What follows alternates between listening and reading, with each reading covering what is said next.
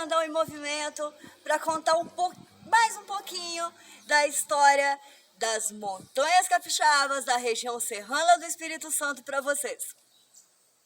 Primeiro, um breve fato histórico. No dia 28 de abril de 1859, vieram imigrantes europeus, na sua maioria alemães, de navio do porto de Hamburgo, na Alemanha, com direção aqui às terras brasileiras. Lembrando que na época os imperadores, na verdade, né, tanto Dom Pedro I quanto Dom Pedro II foram casadas com imperatrizes austríacas, do Império Austro-Húngaro, onde hoje uma parte do território é a Alemanha, como nós conhecemos. Enfim, chegaram aqui no dia 28 de junho de 1859, há 162 anos atrás, chegaram nesse navio no porto de Vitória, que é a nossa capital aqui do estado do Espírito Santo. Do navio, eles iam para uma hospedaria chamada Hospedaria Pedra d'Água, onde eles ficavam por uns dias em quarentena e daí eram enviados para as colônias que o governo brasileiro na época, o governo imperial, dava para esses imigrantes para colonizarem, né, o Brasil de modo geral, mas vamos falar especificamente aqui do Espírito Santo. 117 chegaram em Vitória.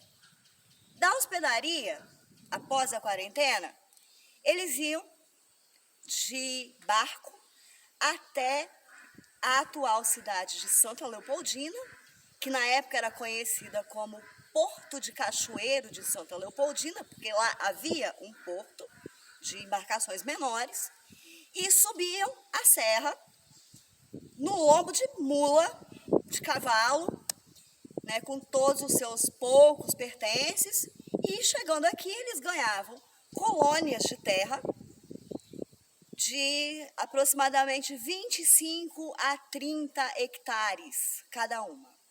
Essas terras elas eram da antiga capitania hereditária, né, do Espírito Santo, e foram colonizadas principalmente por esses imigrantes alemães. E hoje nós estamos aqui num lugar muito interessante, alto, frio, como vocês podem ver, embora o dia esteja mais ameno hoje, numa igreja luterana, que eles eram, em sua grande maioria, luteranos. Essa igreja foi construída em 1881, foi o início. No final do ano de 1881, foi lançada a pedra fundamental dessa igreja luterana que nós estamos agora. É a igreja luterana, a paróquia luterana de Jequitibá. Sim, Jequitibá, porque nessas matas ao redor existiam muitas árvores dessa planta muito rica, muito nobre, chamada Jequitibá. Então, ficou o nome da localidade. E o interessante é que, no final de 1881, tudo muito rudimentar ainda, foi lançada a pedra fundamental da igreja luterana, onde nós estamos, que fica no alto de um morro, exatamente em cima, no cume da montanha. E ali, nesse dia do lançamento da pedra fundamental, era colocada uma Bíblia, um inário, tudo em alemão na época.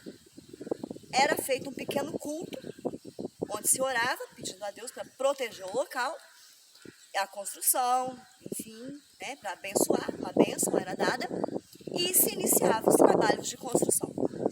No dia 28 de setembro de 1882, ou seja, há 162 anos atrás, foi finalmente inaugurada essa igreja. E uma peculiaridade dessa igreja é que ela não foi feita de materiais mais comuns, como concreto, lajotas ou pedras mesmo, ela foi feita com terra. Essa terra era batida, como se fosse socada num pilão. Ela ficava entre pranchas de madeira, principalmente o jequitibá, pranchas grossas, e os próprios colonos que se reuniam, né, para celebrar sua religiosidade, né, a igreja luterana, no caso, eles próprios se reuniram para fazer essa construção. A espessura das paredes dessa igreja, embora ela já tenha passado por algumas reformas e tal, mas a estrutura original permanece. As paredes têm uma espessura de 1 metro a 1,5 metro, 2 metros até em alguns locais, dessa terra batida. E é praticamente impenetrável. Ela é mais sólida do que se fosse concreto ou qualquer outro material mais moderno de construção. É muito interessante, é um lugar muito bonito. Os pastores na época vinham da Alemanha para fazer aqui as missas, as celebrações, os cultos, enterros, tem o cemitério ali perto, aqui perto. Enfim, é um local muito legal, muito peculiar, muito bonito. A casa pastoral também, que fica logo atrás aqui da igreja, também foi construída dessa mesma maneira. E por ali passaram vários pastores, né, como eu já disse, que vieram na Alemanha para isso. E outra coisa interessante, uma curiosidade aqui dessa igreja, é que as terras pertencentes aqui à igreja, elas não foram doadas por colonos. Elas foram doadas pelo governo imperial, pelo governo brasileiro da época, em 1800, nesse século.